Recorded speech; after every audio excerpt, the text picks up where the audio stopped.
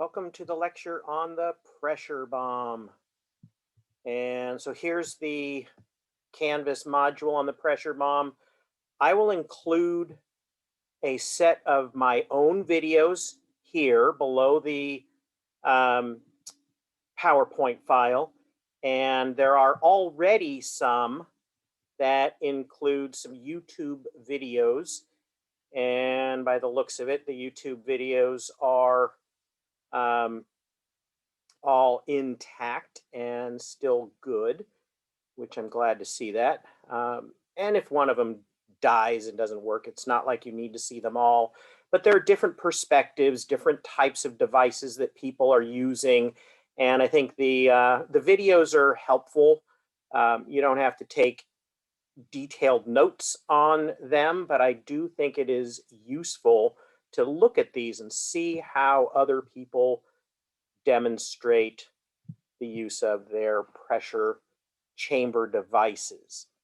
So what the heck is this thing I'm calling a pressure bomb or pressure chamber? Oops. It is a device that measures the water potential inside of plants. So we're going to go over the basics. It was a concept pioneered early in the 20th century, many decades ago, and uh, improved over the years. You don't have to worry about the names and the dates here, but over many years, this concept has been used and adapted to become an irrigation monitoring or management device. And so essentially what you're doing is using a pressurized chamber to determine what is the water stress of a given leaf sample. So you take a leaf sample from a plant, you put it under pressure, and see how much pressure is required to see water movement. And that tells you how much water stress that particular leaf is under. So there are different ways to measure the water potential, and there are four of them listed here: stem water potential, leaf water potential, pre-dawn leaf water potential, and shaded leaf water potential. And I'll go into all of them, and there are different pros and cons depending on the crop that you're dealing with and the research that has been done in your crop, correlation with the data you're trying to keep. You have to weigh the pros and the cons. Each method has its pros and its cons. Sometimes it's practical issues. You need to get out there and do something quickly.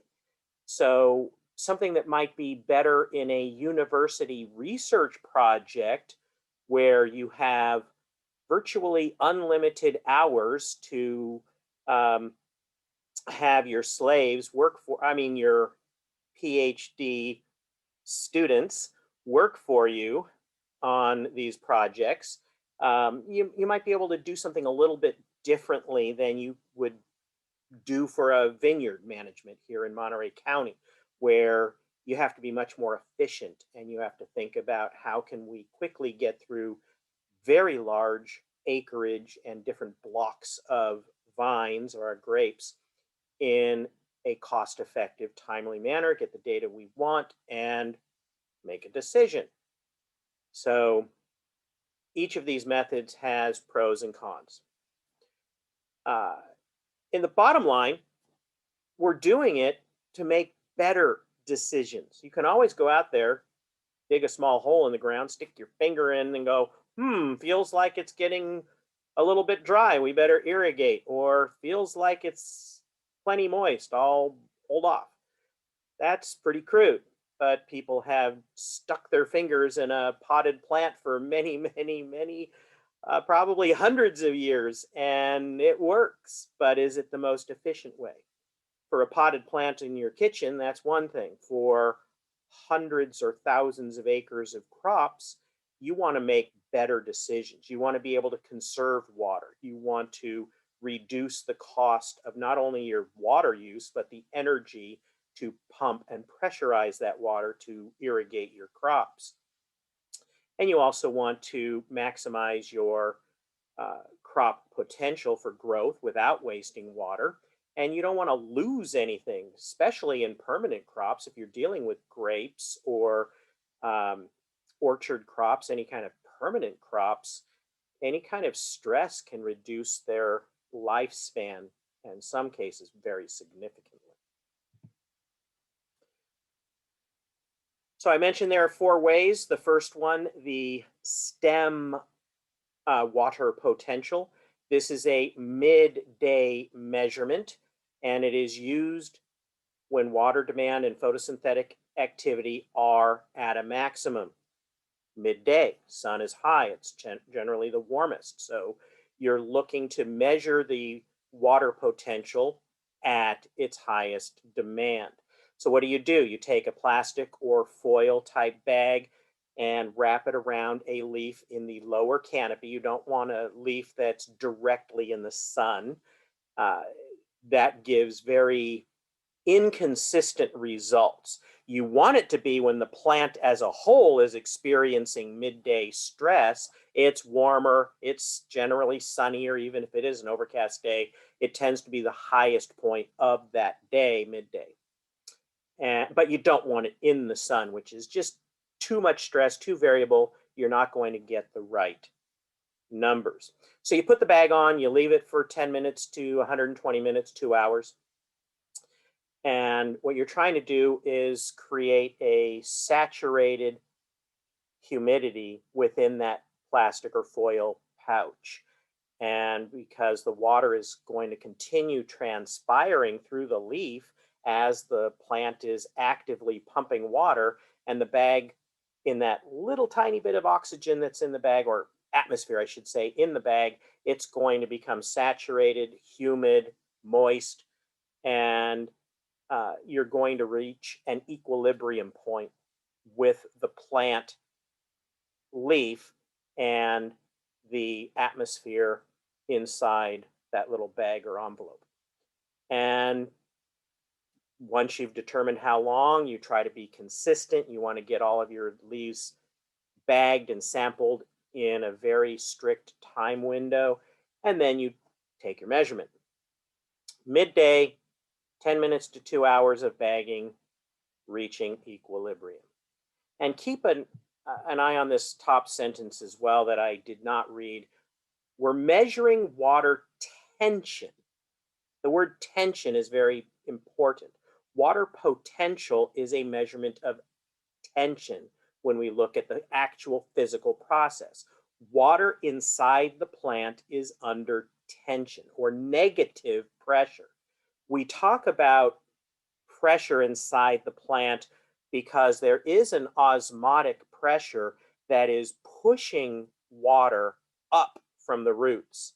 Water is being attracted to the higher salts inside the cells of the plants down in the roots through the semi-permeable membrane of the roots, of the cells of the roots, and we call that movement of water into the roots osmosis.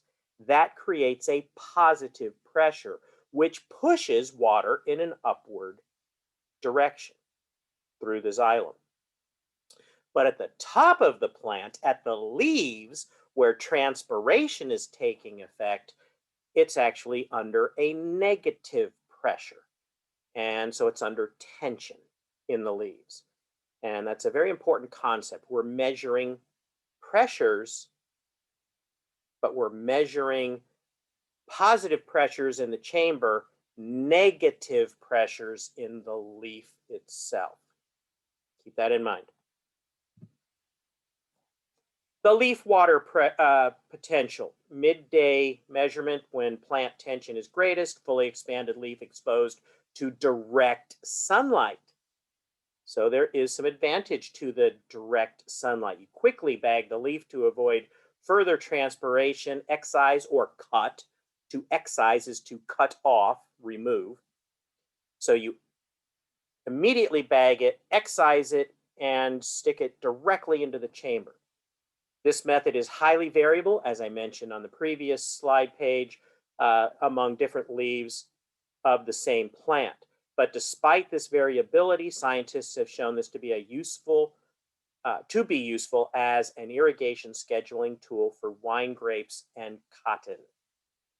And one of the advantages is that you can, rather than bagging and waiting, you can take several leaves really quickly and measure the leaf water potential very quickly and get to the next field. And because you're measuring several leaves, you're taking a sampling and you can average those sample numbers. And so here, where we use it in my experience the most in Monterey County, is the wine grape vineyard growers.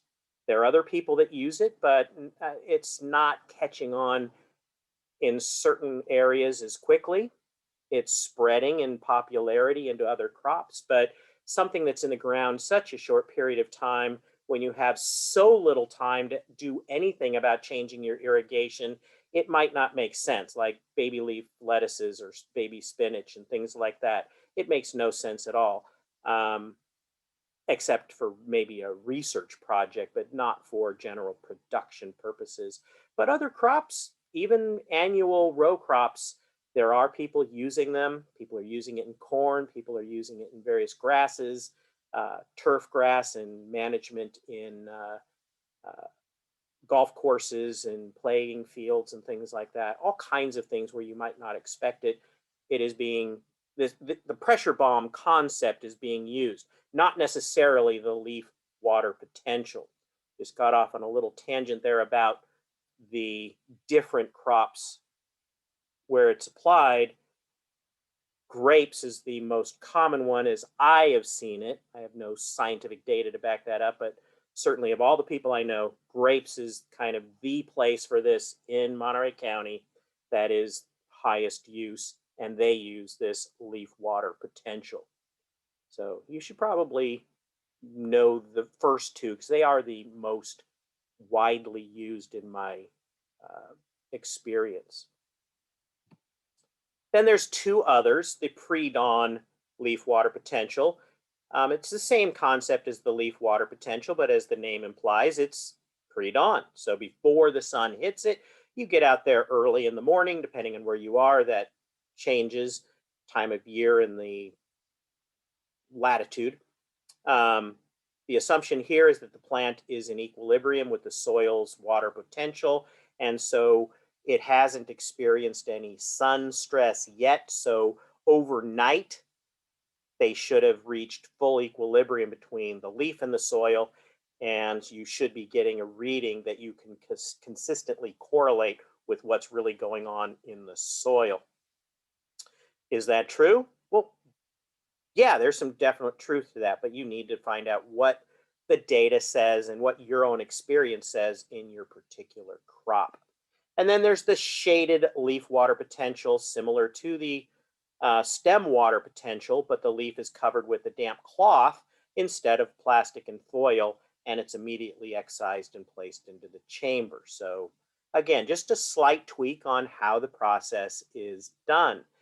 And people have done all kinds of different variations on bagging, not bagging, damp cloth, not damp cloth, cutting it immediately and sticking in the chamber with no cloth, no bagging. And these four are the standardized methods from basically a century almost of research on this type of process. So before I get to the next one, I'm going to take a very brief break.